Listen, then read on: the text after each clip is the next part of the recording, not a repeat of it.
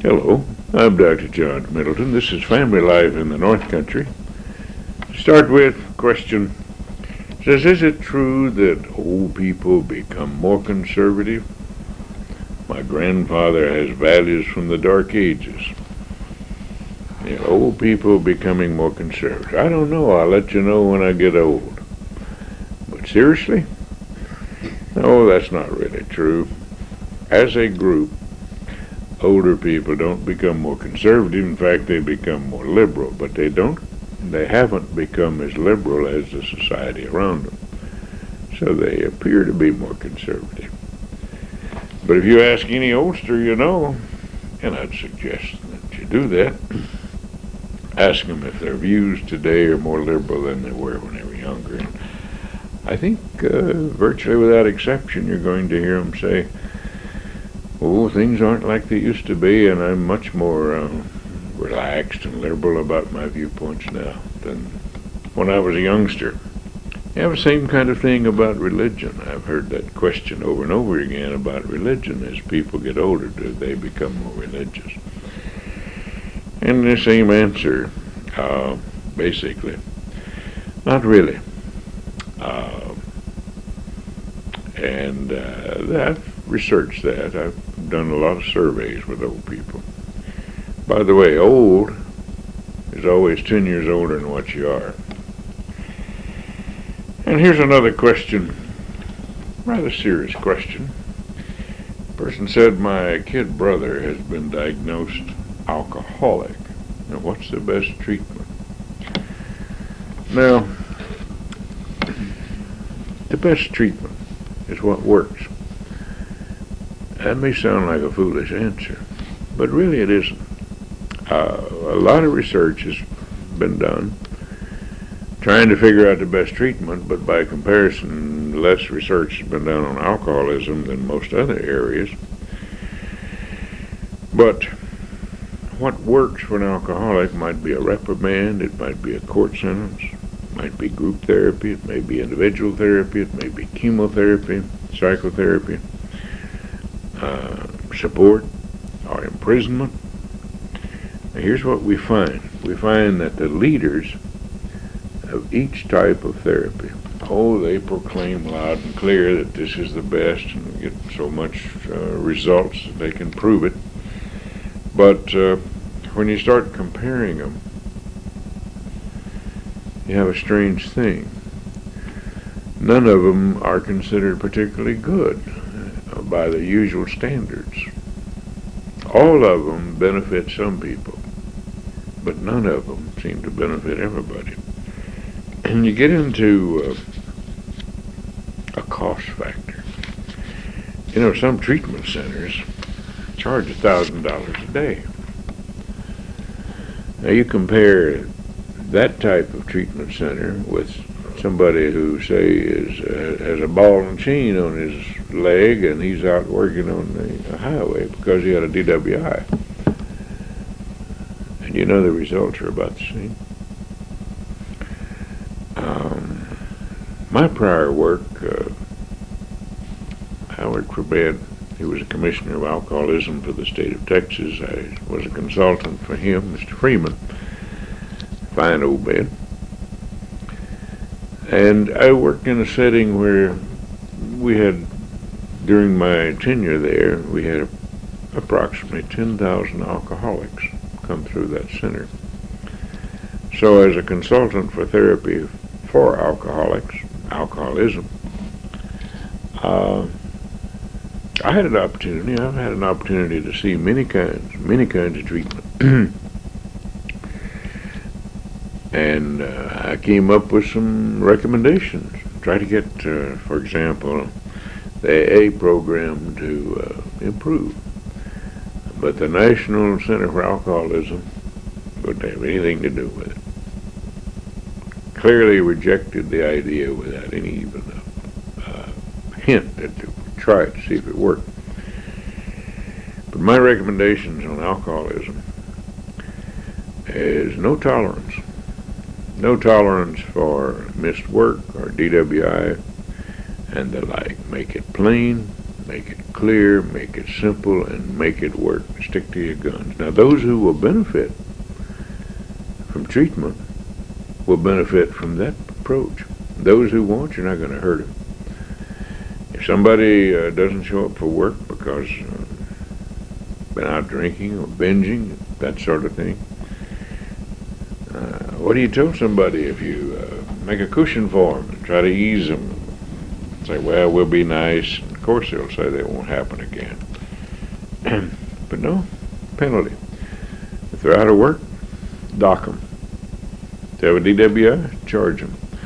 People know that in the long run it's much better. So many families are destroyed because they start off and they try over and over and over again to help the alcoholic. And it really destroys a family in the long run. And you go to AA, you listen to AA, the people, and most of them will tell you they destroyed the family. Consider the cost. What works? All of them are about the same. All treatment approaches. What works for one may not work for another. Combinations? Well, try it and see. That's my recommendation. Be consistent, be simple, be firm, make it stick. Here's another question. Get off of the alcoholics. Says, I've heard about a children's psychiatric unit being started locally. Does child treatment really help? Strangely, not all of the studies show good results for treatment of children.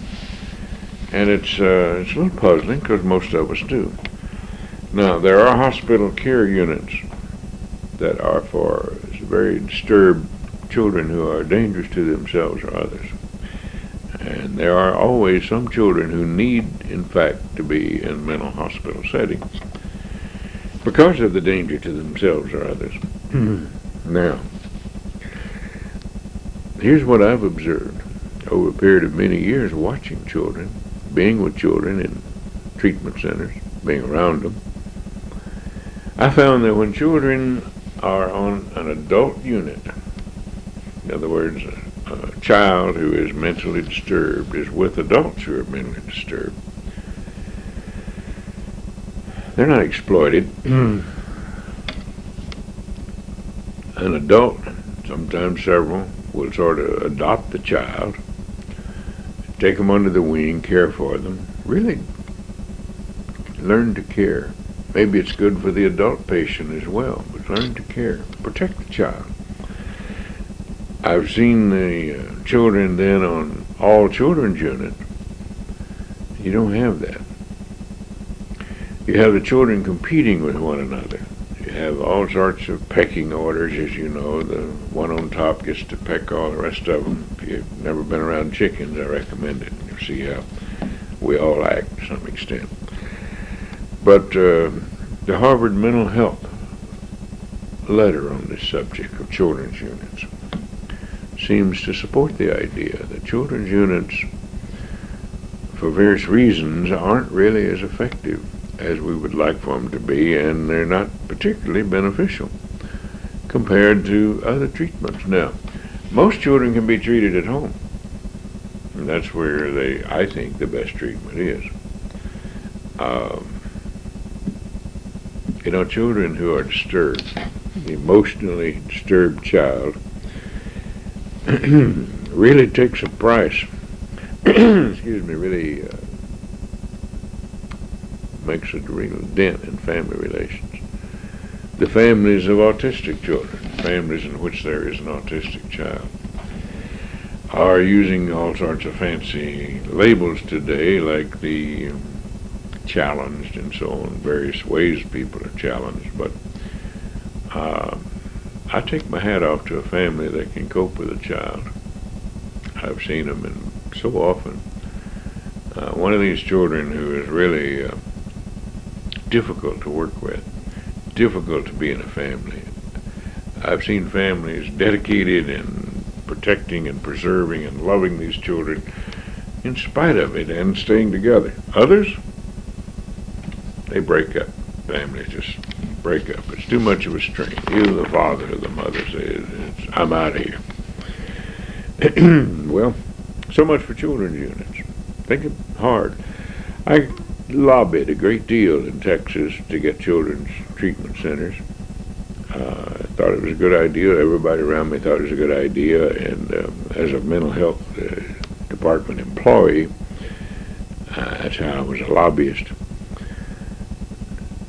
And was very happy that we really set up some beautiful centers, but unhappy to see how they worked. They were set up with the very best people, but the results were not what we expected. Okay, another question. Somebody says, I'm seeing a man who's seeing a therapist for a problem. He tells me he has to find the source or the cause of a problem. So he's spending 1 hour a week for an indefinite period of time, and we're waiting until he finds that to get married. And woman says, and I'm paying for the therapy. Is that the best kind of therapy? The question, is that the best kind of therapy? 1 hour a week, probing to find the cause of a problem. Well, excuse me, that's a lucky man. Has somebody paying for his therapy and waiting for him. I don't think that's a good reason for this woman to wait. I just categorically, without having seen either one of them, I would suggest looking around. Here's what I think about the approach of just talking to ventilate, to dig, empty their souls, empty their hearts, put everything in a basket on the table. Well, that's good for some kinds of problems, good for some people, sometimes. It used to be thought that it was very good, but it really isn't the best. What we sometimes get into is it also causes problems. You know, the person who digs a hole gets all the dirt out, and all of us have a little dirt in our background. Then we start trying to put the dirt back in the hole. We so often find that we can't get all the dirt back in the hole. So the question sounds pretty simple, but the question is, what do you do with all that dirt? What do you do with those things you dug up and don't know what to do with? As a long-time therapist and somebody who supervised a lot of other people learning how to do therapy, I always recommend to know what you're going to do with what you dig up before you dig it up. Don't dig up something just to be digging it up. Don't expose things just to be exposing it, because just the exposure by itself might cause additional problems. See, like I have a secret, and I'm adjusting to my secret. And now I tell somebody else, now I have two problems. I still have what was a secret, and whatever that impact has, now I have to consider how to act because somebody else knows my secret. And if it's simply a matter of the soul, people get into bearing their soul. You know, we have priests and rabbis and ministers for that sort of thing. I recommend it. Those people are pretty good about the soul. I'd recommend looking into that. Sort of a negative thing I'm saying about therapy, but we've come a long ways. We've come a long ways in evaluating what therapy works. And some of the things that we used to swear by and say, oh, this is the way. We found that some of them are very good. When you make a comparison, you try to get an objective study. Some of the things we thought were very good turn out not to be. In terms of really making a dent in getting help for people and people feel better. Sure, There's a thing called placebo effect. That is, the effect simply because people are trying something, they tend to say it works or feel better or whatever. The placebo effect is well known in research, and particularly in pharmaceuticals. We always have that problem in evaluating pharmaceuticals, the researchers. But it's very difficult to evaluate that in psychotherapy, counseling, psychoanalysis, psychiatry.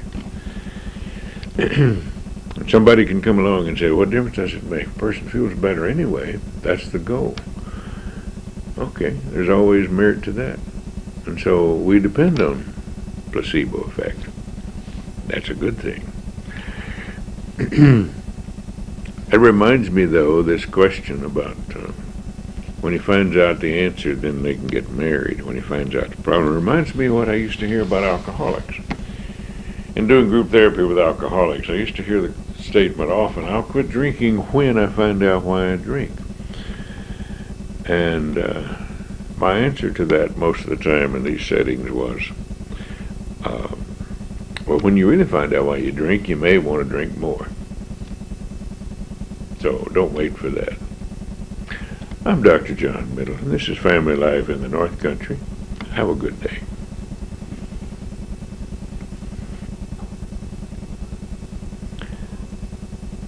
Hello, I'm Dr. John Middleton. This is Family Life in the North Country. Start off with a question about retirement today. It says, when should people retire? A lot of people have that question. And the party said, aren't too many people retiring? Well, based on the fact there's a lot of publicity today about Social Security, and when Social Security first came into being in 1937, it was based on the life expectancy of people at the time, which was just a little more than 60, and now it's up to 76. So there's a great deal of difference between the retirement age of 65, the life expectancy back 70 years ago, and what it is now. So I think the time that people should retire is when they have something to do. Retire to something, not from something. I think people should retire, if they really want to, when they still control their options. It may sound a little strange, but that's a good way of putting it. It's in several books. See, when people retire, they usually go through several phases. There's a honeymoon phase. Oh, great, everything's great. Fishing, golfing every day, whatever it is. Or for the housewife who's retired, I've heard many of them say housewives don't retire. But relatively different situation today, isn't it? Many women are also retiring. But people in the honeymoon phase are setting out to do exactly what they thought they would like to do when they retire. And then that sort of gets old. So after the honeymoon phase, what happens? Well, there's a disenchantment. Well, I don't like to play golf that much. Or the fish don't bite, or whatever. Sort of is this all there is to retirement? Am I having fun yet? The third phase people go into is rethinking. Well, now what am I going to do? I tried this, I tried that, I had to Now, some people there will decide to go back to work or shift emphasis and do part-time work, and another group of them will just get into the doldrums. They'll just sort of vegetate. And then the fifth stage is losing options. Losing options. That is when you're no longer really in control of what you can do, when you can do it, and where. You lose your options. There are people who say, well, I can't go mountain climbing anymore. My heart won't take it. Or I best not get too far away from the medical center. Or people who say, well, because of my diabetes or my diarrhea or whatever, they can't travel. That's losing options. There are people who say, well, I can't visit my family in Denver because the altitude's too high. It's bad for my heart. See, some people have to follow a pretty close routine as their health deteriorates. Health but most people typically goes down. Most people don't die in accidents. That's why insurance companies can give you double indemnity for accidents, because they're betting you live, and they're betting you won't have an accident. So the idea about retirement, stay healthy. If you're not healthy, get healthy. You can improve on your health at any time without making a fad out of it. Don't work at it, just get healthy. You know, we used to think about people that the muscles of the body, I taught gerontology many years. We used to think the body didn't really react to exercise. And we had charts. I still have books over here about until age 70 the muscles didn't respond. Well, you know that's a bunch of baloney. The muscles respond. You can become a weightlifter at 90 if you want to. You won't lift many weights, maybe a few ounces, but you can become a weightlifter at 90 and the muscles will respond. The muscles, as long as there's life, will respond. That's what's been found out. It's kind of puzzling how we got the view that the muscles wouldn't respond when people are past 70. You know, well-intentioned. I've taught that in classes, graduate and undergraduate. But at any age, you can improve. So, retirement, retire to something rather than from something. You know, for some people, work is their identity. Without work, I'm a nobody. Without work, I don't know who I am. Without work, a purpose, goals, I'd be miserable. That's particularly true of professions. The idea of a professional person is to identify with what is being done and to feel responsible and accountable for it. Well, some people do that with just ordinary kind of work. Punch the clock and feel responsible for what they do all the time they're at work. Maybe people like that shouldn't retire. It's a thought. So what are they saving up for? What are they planning for? Well, extended vacations. That's a good idea. And longer vacations. Try it out first.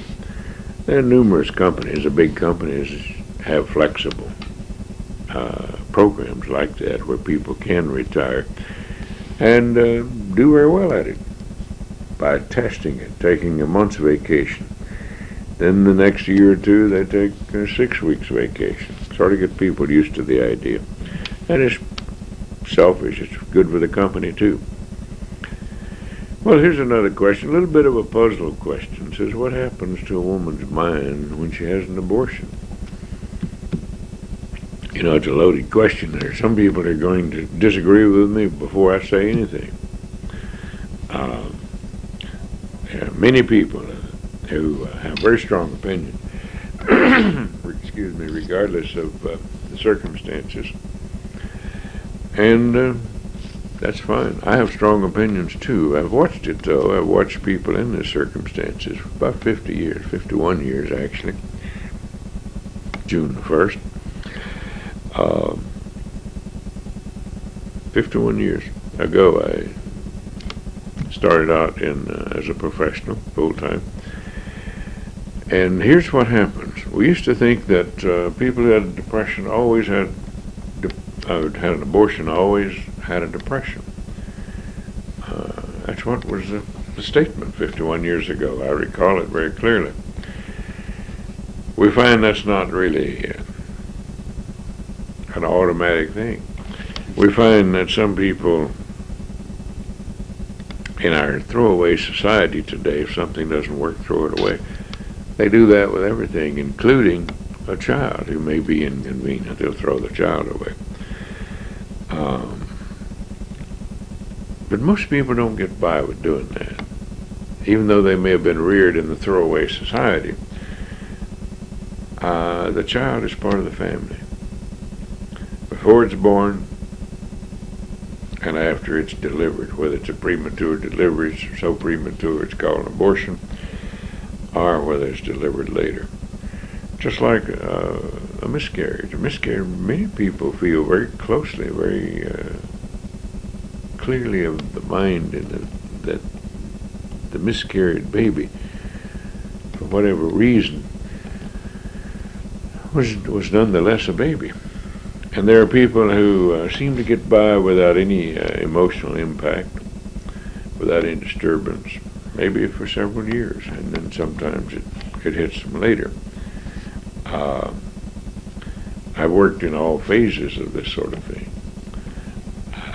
What's called post-abortion syndrome. And there are many people who are on the side of everybody being able to get an abortion when and wherever one was desired, who didn't like the idea of post-abortion syndrome. I've listened and I've read the material to Dr. Brin, who has done a great deal of research, saying that there's a good research evidence that people who have an abortion also have more breast cancer. Some people become irritable and upset after abortion and don't know why. So the question is, what happens to the mind? It's kind of hard to answer. We see so many different replies. We see the research, and most of the research shows that it takes a toll. People need help, and they can get help, get on with their life. There are different ways. Help is available. Project Rachel is a project by one. There are different programs. Most of them are sponsored by church groups by different names. And help is available. And these people deserve it. I think they should get the help they need. And what happens is most of the people who've had abortion, certainly when they get help, they start helping other people to avoid abortions because they know what it costs, what it means. Well, here's another question. 10 years ago, I recall reading and hearing a report about a program, Head Start, and that it had some questions whether or not it was efficient, whether or not it's really working. When that question came up, I recalled, probably 34 years ago, 33 years ago, I recall a report being made on Head Start. And what I remember at the time was that it was very surprising that Head Start was found not to be effective, that it didn't work. But over a period of years since then, I think it works very well for the employees of Head Start. It doesn't do a great deal for the children. It doesn't hurt them. It doesn't seem to hurt the children. But as far as actually helping children, the evidence is quite unclear. Not just my opinion. Anybody who really digs into it will find that that's what the objective, astute observers come up with. Politicians loved Head Start programs. They like to appropriate money and things like that because it makes them look good. We're doing something for children. We're doing something for children. Yeah, what are you doing? You're setting it up basically to take the child out of the home. You're setting it up so that the mothers can have another reason to get out of the home. And children don't need this sort of thing. Preschool. They don't benefit particularly from preschool. Why can't a child just be a child? Why do they have to go into pre-kindergarten, preschool programs? Who wrote that said that's what children need? We know that children don't need it. Now, sometimes it's a good place to park the children while mother goes to work. That's the basic excuse. Well, if they have to be parked someplace, grandmother's pretty good, but grandmother's not home anymore either, is she? We have programs like that. There's a great deal of sizzle going on, selling the sizzle, but there's not much steak. You remember the old commercial that says, "Where's the beef?" But when you really get down into it and start peeling the onion to see what it is that benefits about Head Start, Don't be surprised if you come up and agree with me and say, yeah, benefits the employees. They get a great deal out of it. Helps them feel good about themselves. And they feel like they're doing something. But as far as academic progress of children, the evidence is sort of weak there. It's too often lacking. And what we get into is a lot of stuff. Well, here's a question. It says, is a family better off today with population control? The answer, not really. When Population Bomb was published, the name of the book, Paul Ehrlich published a book on that. ZPG, zero population growth, was already in effect. Our population of this country was not expanding due to the newborns. 1972, when main programs of population control were going into effect, we were already below ZPG. And so what's happened? A lot of things in the name of population control, with the thought that everybody has to control how many people in the world, a lot of things have happened. I remember a report by Burlinson, I believe that was the man's name, who was one of the strategists and policy advisors for Planned Parenthood. He wrote out proposals for programs about population control and contraceptive mentality, abortion, getting mothers out of the home into the workforce, promoting homosexuality, and contraceptive hormones in the public water supply. Well, what's happened? I don't know of any place where contraceptives have been put in the public water supply, but all the rest of them have been put into place. Promotions of each one of these things has been put into place. This thing of contraceptive mentality isn't just people take contraceptives. It is a mentality, an approach to life that says children aren't valuable. They can be picked, thrown away, chosen, denied, excuse me, at will. Abortion is part of it. I recently read a report, it's rather disturbing. Our society has eliminated 40 million unborn children. And the report was an socio-economic evaluation and appraisal of what our society would have been had those 40 million children lived, been permitted to live. And it's fascinating, but it's also very disturbing. Very disturbing. I don't know whether we're just sitting by looking at things. And I'm wondering about the German population. After devastation in World War I, Germany was a very modern society. World War II, it was a group of people noted for intellect, drive, ambition, good work habits. As a culture, they had the stereotype.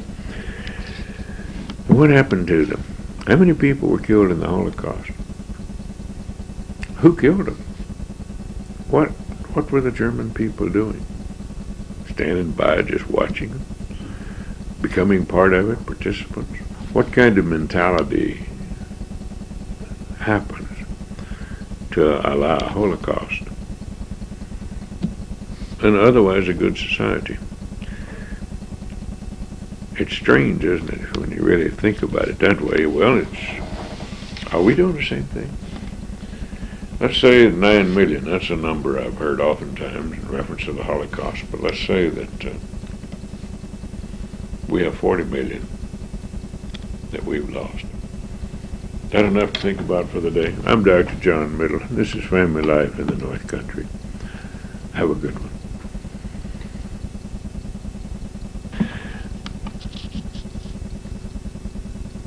Hello, I'm Dr. John Middleton. This is Family Life in the North Country. And we start off today with an observation. It says, I get so many ads in the mail about my health care. I'm getting sick.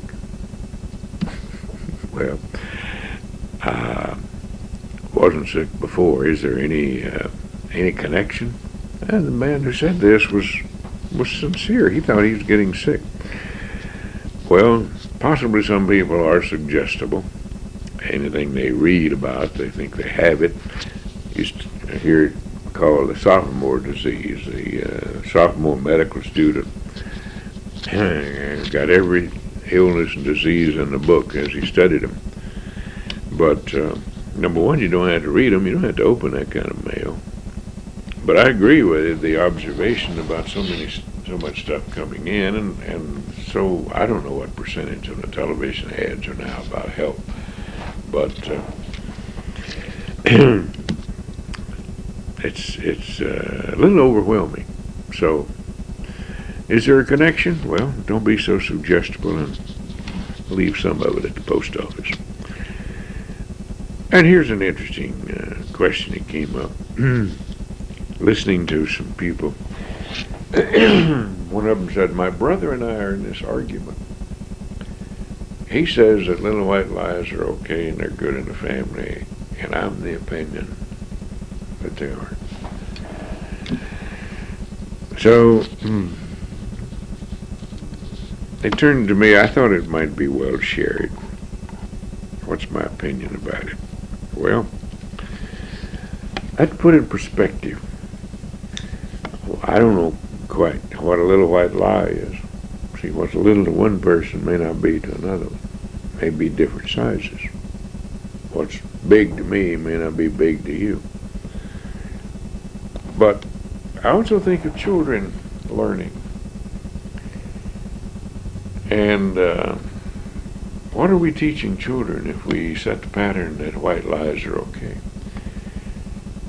I don't ever recall meeting a parent who didn't want his children or her children to tell them the truth. Parents are offended when they find the children haven't told the truth to them, particularly. Where'd the child learn it? What's the pattern? If we set the pattern about little white lies, so to speak, I think we're teaching a big lesson. I'm of the opinion that we should not accept little white lies. What's wrong with telling the truth? You don't have to tell everything you know. You don't have to say something if it's going to hurt somebody. But, for example, it works for me. If I say it, I believe it.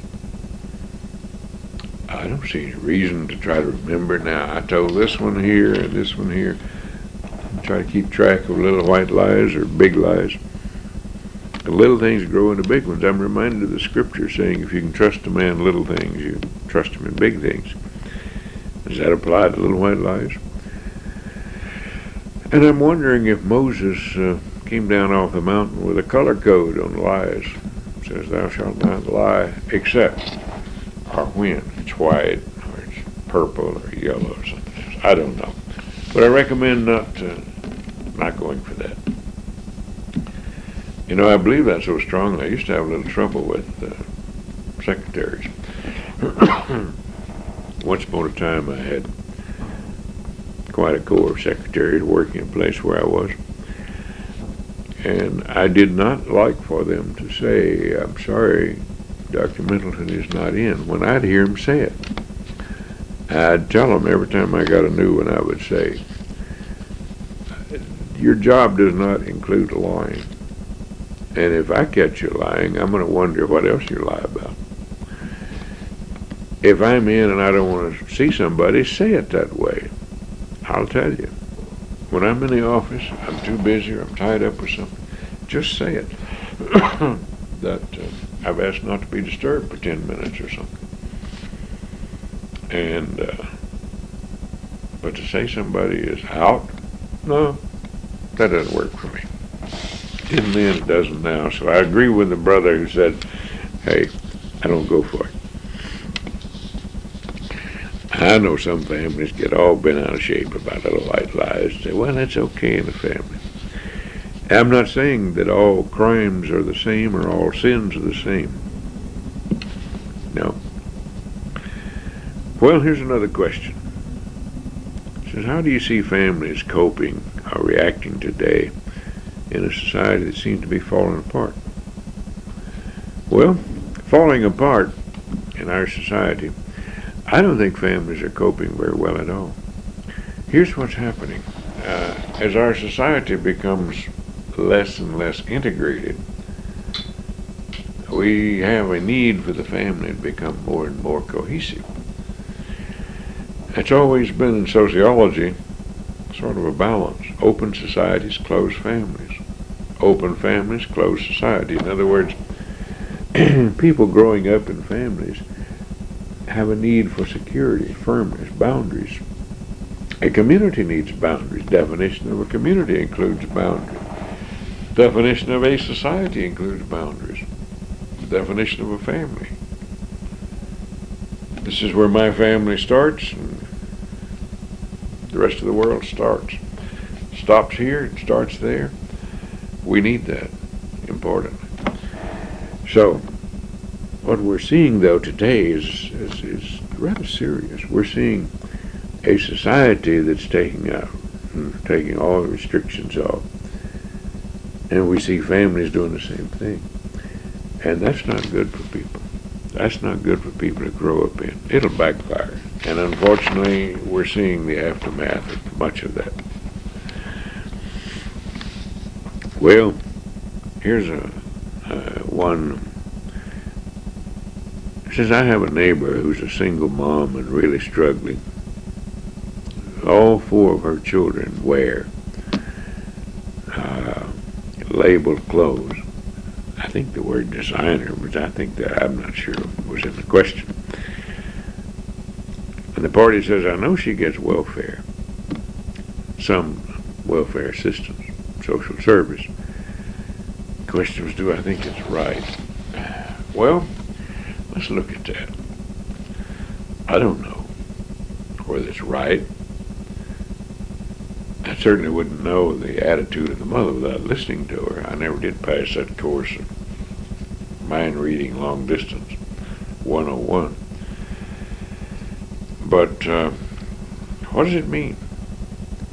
This woman who's struggling with 4 children, and she is trying her best, presumed by the statement. What does it mean for her children to have clothes with labels?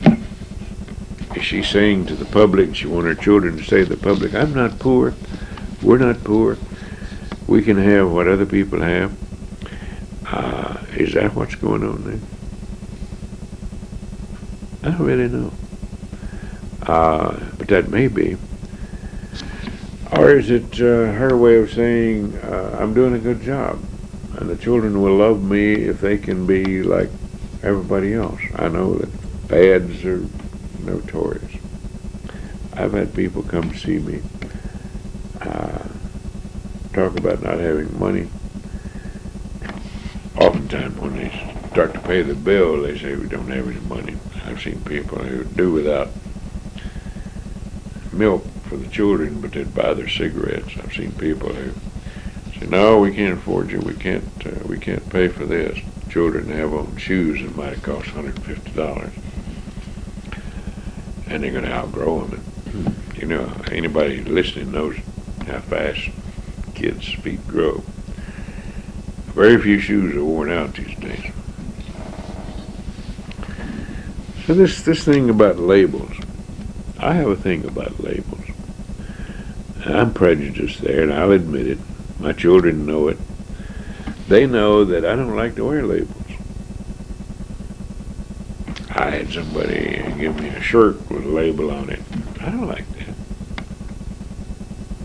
I don't want to advertise somebody else, and I know where I got my prejudice. I grew up in the Depression, very strong Depression, and people wore what they call sandwich boards. They'd wear them, advertise. People who were lucky had a job carrying around signs that said eat someplace or buy something. Those were people who were lucky. But I always think of that. That's what my association is. When I see people wearing labels, why don't a company pay them to wear it? That's an advertisement. That's an advertisement. I don't like it. And I know I'm very prejudiced. One time, I had to practically do without any clothes at all because I wouldn't wear they were denims. They're called blue jeans now. I wouldn't wear blue jeans made by WPA. Why? Because they were made so conspicuously with white thread. And you could see them a block away and say, aha, those, now we call them jeans, were made by the WPA. That's welfare. And I didn't want people, when I was a kid, I didn't want people to know that I didn't have any clothes and had to wear welfare stuff, hand-me-downs. Hand-me-downs, the time they got to me, they weren't wearing. But I didn't like that. I had so much pride, and I'm not defending that. That's a weakness on my part, the pride business. But it's something that I look at families, and I look at children, and I look at what people are doing. And the only thing I know for certain, when I see somebody like that, the mom, the neighbor who was described, working hard, supporting 4 children, and doing her best, well, my heart goes out. I don't know why and what it means to those people to have all those label clothes. See, they may have gotten them in the thrift shop. They may have gotten them from Salvation Army or Plattsburgh, Our Lady of Victory, or Marion Center, or some other place. We don't know where those clothes came from. So we shouldn't be so quick to judge. Maybe they look good, maybe they are good clothes. Somebody outgrew them and donated them or sold them or whatever. So sometimes those things aren't an indication that somebody is throwing money away. Not at all. Clothes are rather important. You know, I worked very hard one time when I was a very new sociologist intern. I was doing an internship as part of a sociology and social welfare program. And I found this family that really needed clothes. We had very little welfare in Texas at the time. But I arranged through somebody I knew for this family to go to a particular store and to buy what was needed. And this man who agreed he'd pay for it. And so I was so pleased with myself, patting myself on the back, took the family into that store, and they all got outfitted. But then 2 or 3 weeks later, I went by making a home visit to that same family. And I didn't understand it. They weren't taking care of the clothes. They didn't wash them. When they got dirty, they'd just taken them off and thrown them down. The clothes hadn't meant anything. I had embarrassed the family. I had used the wrong approach. I had done the wrong thing in just setting it up the way I did. I thought I was doing the right thing at the time, but it may have been the right thing, but it was the wrong way to do it. I've learned a lot about that, but sometimes families like that can teach you if you're willing to listen. So the next time you see somebody struggling who may have some badge of identity, well, maybe that's important to those people. We all have some kind of badge of identity. Learn to accept them, learn to appreciate people for who they are. And of course, you can't judge a book by its cover, but the manufacturers want you to, and they make a very real effort to put on the cover enough to try to entice you, don't they? So, look at it again. And here's a question. It says, my wife is so afraid of snakes, even the thought of them makes her ill. And there aren't any snakes here in the North Country, but she still gets upset about thinking about snakes if we get anywhere near the countryside. So is there a way for her to get over it? Happy to say yes. There's some pretty quick and easy ways nowadays to get over, I'm going to call that a phobia, fear of snakes, spiders, different things like that people spend a lifetime trying to avoid. People can get over them without a great deal of trouble today. It doesn't take a long period of psychotherapy or all kinds of fancy stuff like that. Not today. It's quick and easy, relatively speaking, and very effective. So until another time, I'm Dr. John Middleton. This is Family Life in the North Country. Have a good one.